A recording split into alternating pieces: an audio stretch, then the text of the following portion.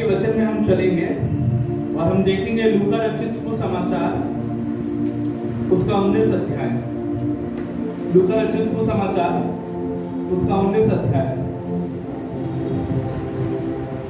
लूका रचित सुसमाचार और उसका 19 अध्याय और उसके 28 पद से हम देखेंगे। लूका रचित सुसमाचार उसका 19 अध्याय उसके 28 पद से लेकर के हम 44 पद तक देखेंगे। Luke chapter 19 verse from 28 to 44 और इसमें इस प्रकार से लिखा हुआ है मेरे प्रियो, यरूशलेम में विजय प्रवेश। और जो हम बात पढ़ने जा रहे हैं इसका वर्णन आपको चारों सुसमाचार में मिलता है। मत्ती, मरकुस, यूहन्ना चारों और लूका में चारों सुसमाचार में ये पाया जाता है। और 28 पद में इस प्रकार से लिखा हुआ है, ये बातें कहकर वह यरूशलेम की ओर उनके आगे आगे चला। जब वह जैतून नामक पहाड़ पर बैतफगे और बैतनिय्याह के पास पहुंचा तो उसने अपने चेलों में से 2 को यह कह के भेजा, सामने के गांव में जाओ। अब यहाँ पे यीशु मसीह क्या कर रहा है? यरूशलेम में प्रवेश हो रहा है। और यरूशलेम में अगर आप हेडिंग देखेंगे, शीर्षक देखेंगे तो उसमें लिखा हुआ है यरूशलेम में विजय प्रवेश। और यहाँ पे विजय प्रवेश क्यों दिया है? क्योंकि यीशु मसीह ने अपनी सेवा को, जो उसको सेवकाई सौंपी गई थी और सेवा के दौरान जो जिम्मेदारी सौंपी गई थी, वो जिम्मेदारी को उसने अपने जीवन में पूरा कर लिया था अभी तक। और अब क्या कर रहा है? अब यीशु मसीह को क्रूस पर जाना है, मनुष्य जाति के उद्धार के लिए उसको अपने प्राणों को देना है, उसकी वो तैयारी कर रहा था। और इसीलिए यहाँ पर क्या लिखा हुआ है? यरूशलेम में विजय प्रवेश। अर्थात उसने अपने सारे कामों को परफेक्ट तरीके से, सिद्ध तरीके से उसने किया था और उस पर उसने विजय हासिल किया था। इसलिए यहाँ पे क्या लिखा है? यरूशलेम में विजय प्रवेश। क्या आज के दिन में मेरे प्रियो हम अपने जीवन में विजय प्राप्त कर रहे हैं? क्या आज के दिन में हम अपने जीवन में जो जिम्मेदारी प्रभु यीशु मसीह के द्वारा, पवित्र आत्मा के द्वारा हमें पहुंचाई जाती है, क्या उस पर हम विजय हासिल कर पा रहे हैं या नहीं कर पा रहे हैं? हमें आज के दिन इस बात को देखने, सोचने और समझने की आवश्यकता है। और इसमें लिखा हुआ है 30 पद से अगर हम पढ़ें तो उसमें लिखा है, सामने के गांव में जाओ। और यीशु मसीह अपने चेलों को क्या कर रहा है? सामने के गांव में भेज रहा है। और क्यों भेज रहा है? और उसमें पहुंचते ही एक गदही का बच्चा जिस पर कभी कोई सवार नहीं हुआ, बंधा हुआ तुम्हें मिलेगा, उसे खोलकर ले आओ। यदि कोई तुमसे पूछे कि क्यों खोलते हो तो यह कह देना कि प्रभु का इसका प्रभु को इसका प्रयोजन है। जो भेजे गए थे उन्होंने जाकर जैसा उसने उनसे कहा था वैसा ही पाया। जब वे गधे के बच्चे को खोल रहे थे तो उनके मालिकों ने उनसे पूछा, इस बच्चे को क्यों खोलते हो? उन्होंने कहा, प्रभु को इसका प्रयोजन है। वे उसको यीशु के पास ले आए। और यहाँ पे परमेश्वर का वचन क्या बता रहा है मेरे प्रियो? कि गधे के बच्चे को जो उसके चेले थे वो कहां लेकर के चले आए? यीशु मसीह के पास लेकर के चले आए। हालेलुया! सब लोग अपने लिए जोरदार ताली बजाइए। और आज के दिन हमें परमेश्वर के वचन को बहुत ध्यान से सुनना है। अगर हम परमेश्वर के वचन को नहीं सुनेंगे तो हमारे जीवन में बदलाव नहीं आएगा। जैसा कि बहन बता रही थी कि ये जो पर्व है भौतिक रूप से हम मना रहे हैं, प्रैक्टिकली हम इसको क्या कर रहे हैं? सेलिब्रेट कर रहे हैं। लेकिन हमारे जीवन में हमें आत्मिक रूप से जो संदेश परमेश्वर का वचन इस पर्व में दे रहा है उसे भी समझने की आवश्यकता है, नहीं तो हम परमेश्वर से दूर ही रह जाएंगे। और इसमें यहाँ पे क्या लिखा है? हो सकता है हम तो दूर हो जाएं, लेकिन परमेश्वर का वचन क्या कह रहा है कि गधे का जो बच्चा है वो कहां पहुंच गया? वो यीशु मसीह के पास पहुंच गया। और ये जो बात यहाँ पर लिखी है, ये इस बात का प्रमाण था मेरे प्रियो कि अभी तक यीशु मसीह ने अपने आप को यहूदियों के बीच में कभी भी उद्धारकर्ता के रूप में घोषित नहीं किया था। कई बार जब आप बाइबल को पढ़ेंगे तो आप इसको पाएंगे कि यीशु मसीह कहता था कि जाओ किसी को मत बताना। जब उनके जीवन में आश्चर्य कर्म होता था तो यीशु मसीह बोलता था कि किसी को मत बताना। लेकिन आज का वो दिन था यीशु मसीह के जीवन में जब वो संपूर्ण रीति से अपने आप को उद्धारकर्ता डिक्लेयर कर रहा था। ये जो चिन्ह था, ये जो गधे को बुलाना था, जो गधे पे जो सवारी थी, वो सवारी इसलिए थी क्योंकि वो यहूदियों के सामने, क्योंकि फसह का पर्व था मेरे प्रियो, और हर यहूदी यरूशलेम में उस समय वहां पर उपस्थित थे और हर यहूदियों के सामने यीशु मसीह क्या कर रहा था, अपने आप का प्रकटीकरण कर रहा था और ये बताना चाहता था कि मैं ही कौन हूँ, उद्धार करता हूँ। और इस बात का मेरे प्रियो हमें संदर्भ मिलता है, इस बात को अगर हम देखें तो हमें मिलता है इस बात का जिक्र ज़करिया उसका 9 अध्याय और उसके 9 पद में इसका वर्णन हमको मिलता है। कोई भी जन अपने बाइबल में से पढ़ेगा ज़करिया उसका 9 अध्याय और उसके 9 पद में क्या लिखा हुआ है, कोई भी जन इसको पढ़ेगा।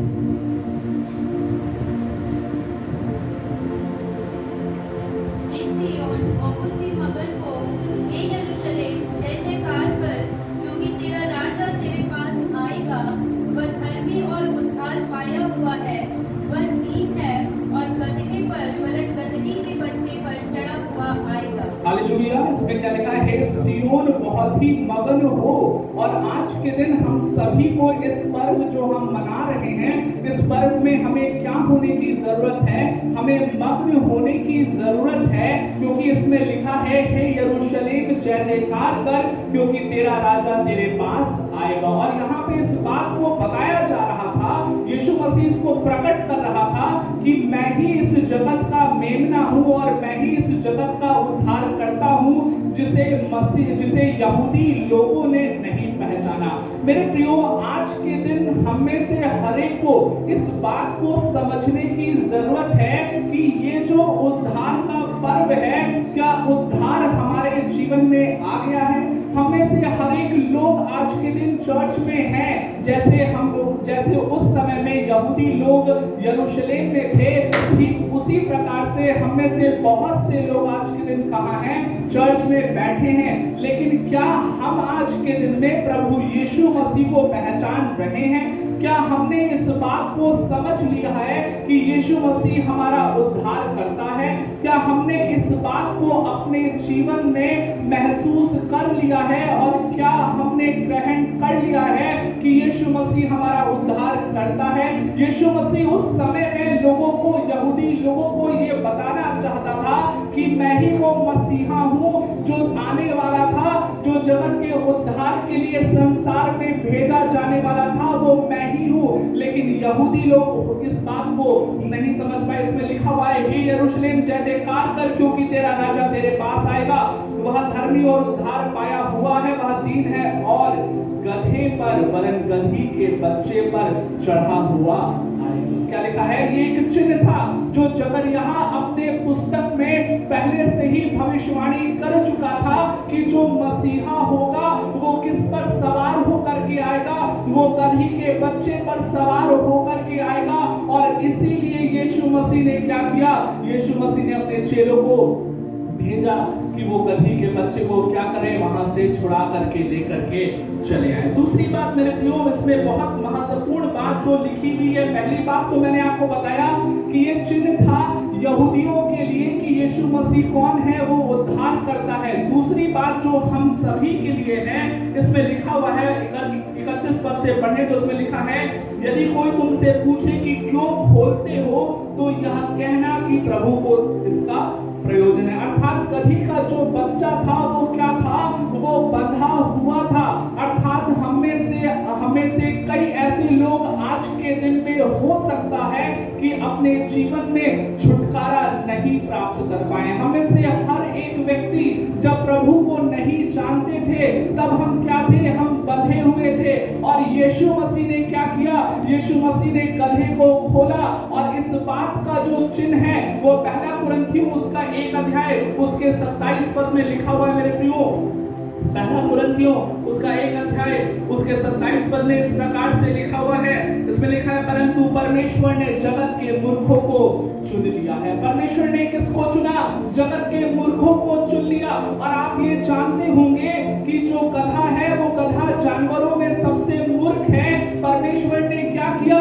यीशु ने क्या किया? उस मूर्ख को उसके बंधनों से छुड़ाया, जिस पर कोई सवार नहीं हुआ था, जिसको कोई नहीं चाहता था, जिसको कोई भी प्रयोजन में नहीं लाना चाहता था, जिसका कोई भी काम नहीं था, जो उसको कहीं भी इस्तेमाल नहीं करता था, उसको किसने इस्तेमाल किया?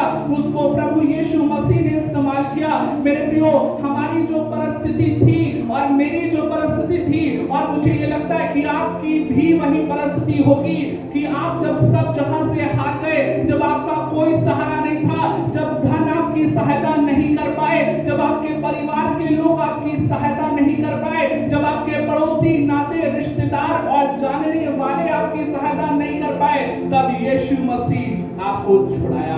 तब यीशु मसीह ने कहा कि मुझे इसका प्रयोजन है, और तब यीशु मसीह ने मुझे छुड़ाया। और आज के दिन यीशु मसीह मुझे इस्तेमाल कर रहा है आपके लिए। और मेरी ये प्रार्थना है मेरे प्रियो कि यीशु मसीह ने जो आपको छुड़ाया है वो आपको औरों के लिए इस्तेमाल करेगा। और यहाँ पे यही लिखा हुआ है मेरे प्रियो 27 पद में, परंतु परमेश्वर ने जगत के मूर्खों को चुन लिया। और मैं ये समझता हूँ आज के दिन में कि ये जो खजूरी इतवार का जो पर्व है, ये दिखाता है कि यीशु मसीह का चुनाव क्या है।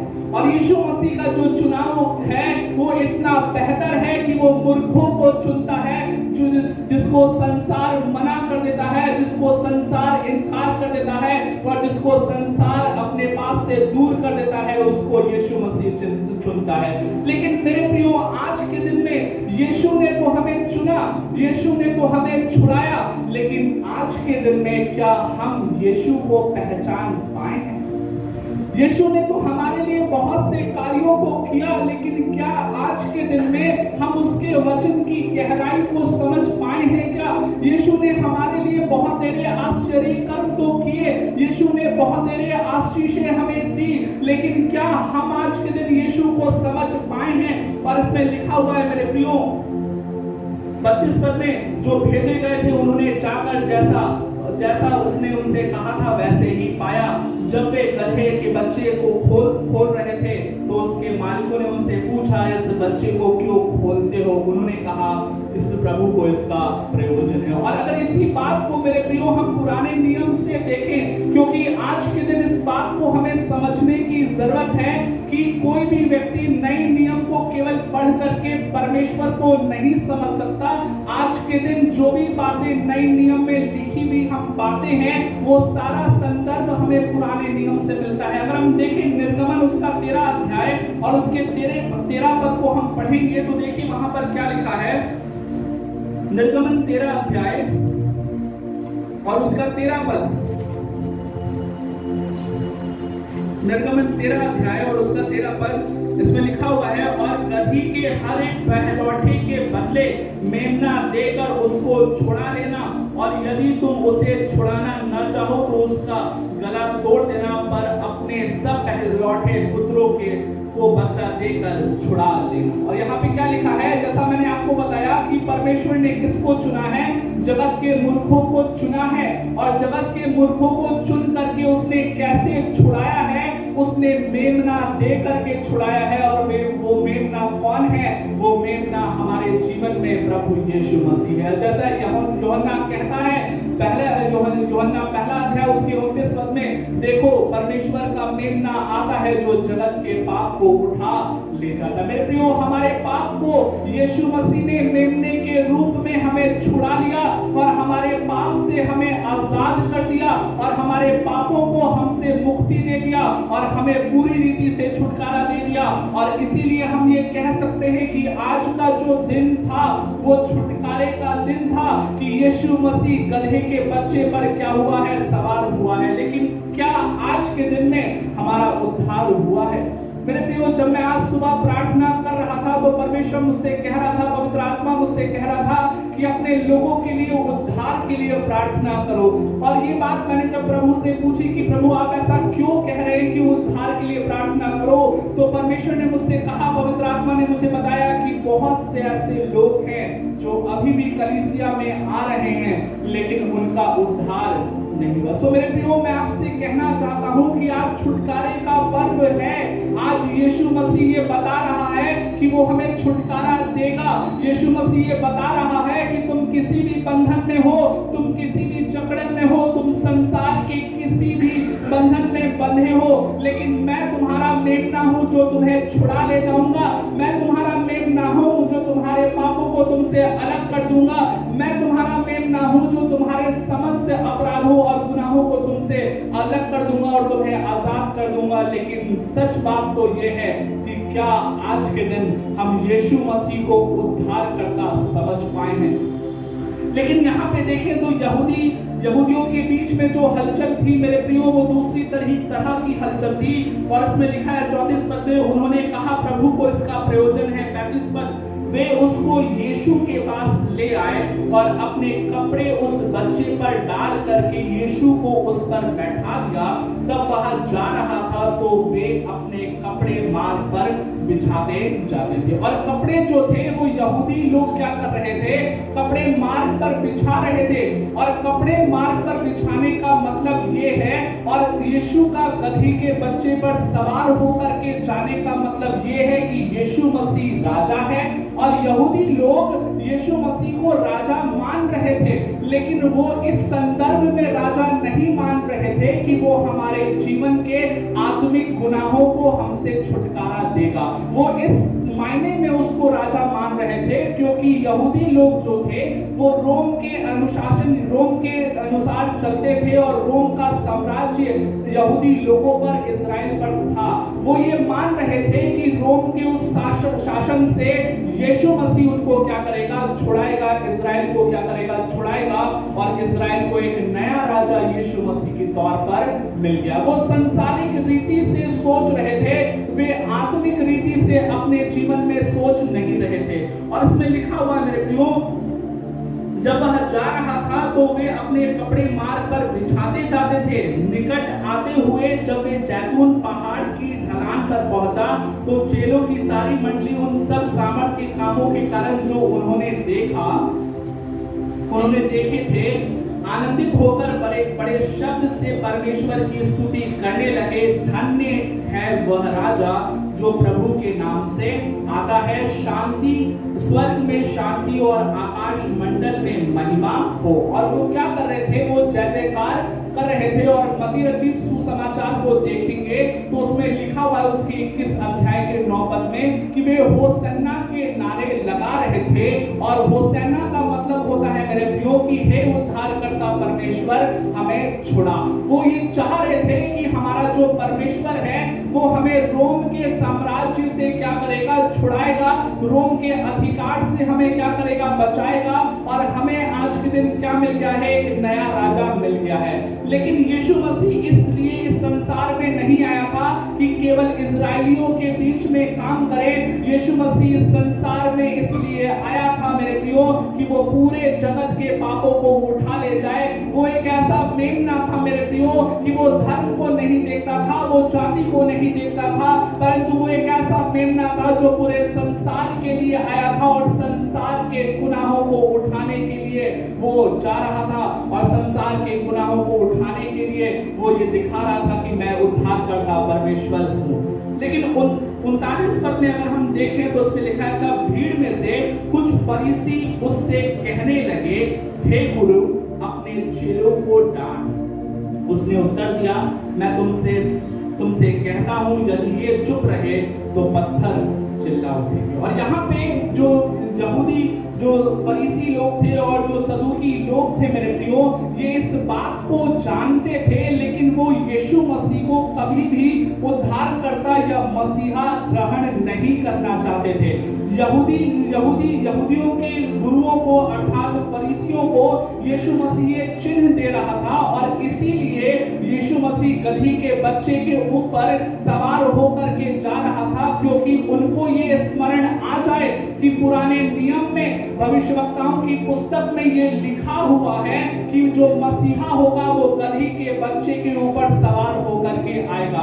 लेकिन जो फरीसी लोग थे उनको भय था कि कहीं ये भीड़ यीशु मसीह को मसीहा ना मान ले, इसलिए वो क्या कर रहे थे, वो यीशु मसीह से कह रहे थे कि हे गुरु अपने चेलों को डांट। उसने उत्तर दिया, मैं तुमसे सच कहता हूं यदि मैं चुप रहा तो पत्थर चिल्ला उठेंगे। और इस बात में जो यीशु मसीह जो वचन लिख रहा है, ये वचन जो है मेरे प्रियो, ये एक भविष्यवाणी के तौर पर है। परमेश्वर का वचन कहता है कि पत्थर का हृदय निकाल करके मैं तुम्हें मांस का हृदय दूंगा। अर्थात यीशु मसीह कह रहा था कि यहूदी चुप हो सकते हैं, लेकिन संसार में फरीसी तुम किनको किनको चुप कराओगे। इस संसार में कोई दूसरा मनुष्य नहीं है जो यीशु की सच्चाई को देख करके चुप हो जाएगा। और ये समय आ चुका है जब यीशु मसीह लोगों को इस सामने एक मसीहा के रूप में आएगा। और इजराइल से हम भारतवासियों के जीवन में यीशु मसीह एक उद्धारकर्ता के रूप में आ गया है। और पत्थर भी क्या हो रहे हैं, आज के दिन चिल्ला रहे हैं। और लोग आज के दिन यीशु मसीह के लिए सताव झेलने के लिए, मरने के लिए, कुर्बान होने के लिए भी आज के दिन तैयार हैं। हालेलुया, क्या इस बात को समझ रहे हैं? लेकिन मेरे प्रियो, हम आनंद तो मना रहे हैं, जो यहूदी लोग थे वे आनंद तो मना रहे हैं, लेकिन जब मैं इसके दूसरे भाग को देखता हूं तो मेरा मन थोड़ा सा उदास हो जाता है, क्योंकि ये दूसरी बार था जब यीशु रोया। पहली बार यीशु मसीह कब रोया था? पीछे से बताएंगे, पहली बार यीशु मसीह कब रोया था? पहली बार यीशु मसीह कब रोया था? ठीक है, कोई बता सकता है? पहली बार यीशु मसीह लाजर की कब्र में। और वो जो रोना था मेरे प्रियो, वो रोना वो अंदर से रो रहा था, वो पूरी तरीके से प्रदर्शित नहीं किया था। लेकिन यहाँ पे लिखा हुआ है यरूशलेम के लिए विलाप। और आज ही के दिन जब लोग आनंदित हैं, लोगों ने अपना राजा पा लिया, एक सांसारिक राजा पा लिया। वे उद्धार के बारे में, आत्मिक विषय में नहीं सोच रहे थे, वे सांसारिक राजा यीशु मसीह को सांसारिक राजा मान रहे थे। तो यीशु मसीह यहाँ पे लिखा है, यीशु मसीह के वचन में लिखा है यरूशलेम के लिए विलाप। और यीशु मसीह क्या कर रहा है? रो रहा है। और क्यों रो रहा है? 41 पद में देखिए, यहाँ लिखा है जब वह निकट आया तो नगर को देखकर उस पर रोया। हालेलुया, क्या समझ रहे हैं? जब वह निकट आया, यरूशलेम के निकट पहुंच गया। और यरूशलेम के निकट पहुंच करके यीशु के बारे में लिखा है कि यीशु रोया। और रोने का कारण क्या है मेरे प्रियो? यहाँ पर यीशु जो रोया था वो विलाप करके रोया था, वो ऊंचे आवाज में रोया था। लोगों ने उसकी पुकार को, लोगों ने उसके शब्द को, लोगों ने उसकी पीड़ा को अपनी आंखों से देखा था और कानों से सुना था मेरे प्रियो। और इसमें लिखा है और कहा क्या ही भला होता कि तू ही इस दिन में कुशल की बात जानता। और मेरे प्रियो, मैं भी आपसे यही कहना चाहता हूँ कि हम पर्व तो मना रहे हैं, हम भौतिक रूप से प्रैक्टिकली आज के दिन हम सेलिब्रेट तो कर रहे हैं, लेकिन क्या आप सत्य को जान रहे हैं? इस समाज, इस संसार में अगर हम देखें तो गुड फ्राइडे हर व्यक्ति जानता है। आज इस संसार में देखें तो ईस्टर हर व्यक्ति जानता है, गैजेटेड हॉलिडे होता है मेरे प्रियो। और क्रिसमस हर व्यक्ति जानता है, लेकिन असलियत को कोई नहीं जानता। आज ही सुबह जब मैं आ रहा था एक इंपॉर्टेंट काम करके मेरे प्रियो, तो एक व्यक्ति ने मुझसे पूछा कि भैया आज के दिन भी आपको ऑफिस जाना होता है? मैंने उसको बोला मैं ऑफिस नहीं जा रहा हूँ, मैं चर्च जा रहा हूँ। और मैंने उसको अपनी गवाही बताई और यीशु के बारे में बताया। और उसने बोला आप क्यों बदल गए?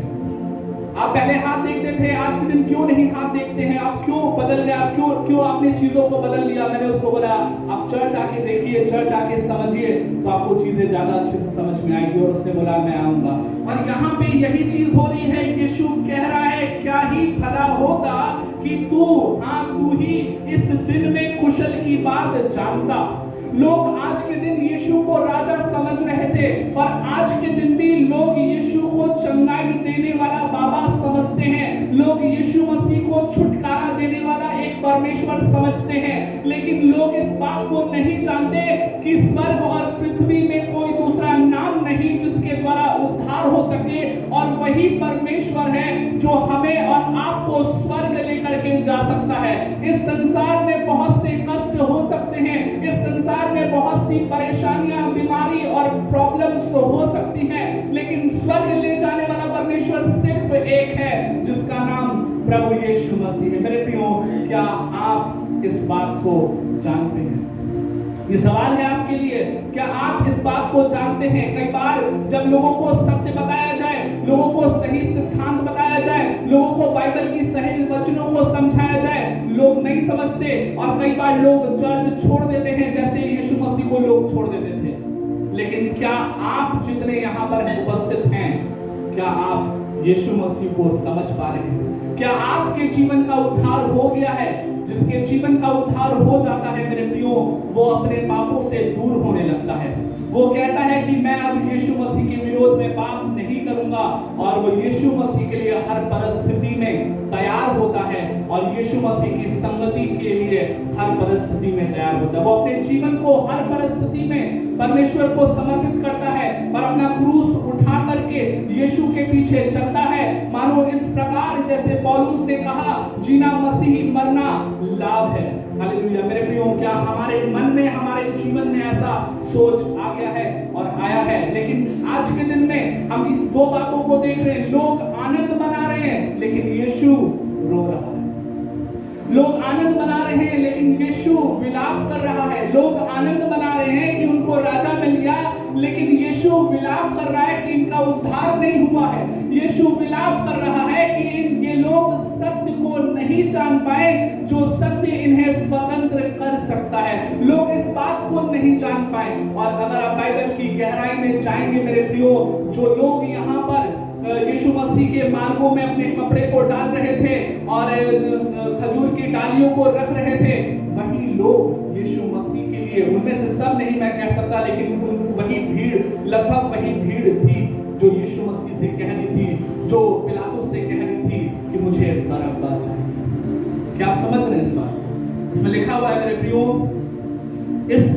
इसी दिन मैं कुशल की बातें जानता, परंतु अब वह तेरी आंखों से छिप गई है। क्या लिखा है? अब वह तेरी आंखों से छिप गई है। रोने का जो कारण था, वो रोने का कारण ये था कि लोगों ने प्रभु यीशु मसीह को अपने जीवन में उद्धारकर्ता नहीं ग्रहण कर पाया, सत्य को नहीं जान पाए। और आज के दिन भी क्या हम और आप इस बात की सत्यता को समझ पाए हैं कि हमें अपना जीवन, जो यीशु मेमना बन करके हमारे जीवन के पापों को उठा लिया, क्या हम जीवन भर या अपने जीवन के अंत तक उस यीशु की गवाही देने के लिए तैयार हैं?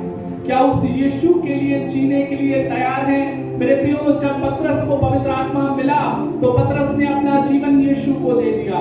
जब चेलों को पवित्र आत्मा मिला तो चेलों ने अपना जीवन यीशु को दे दिया।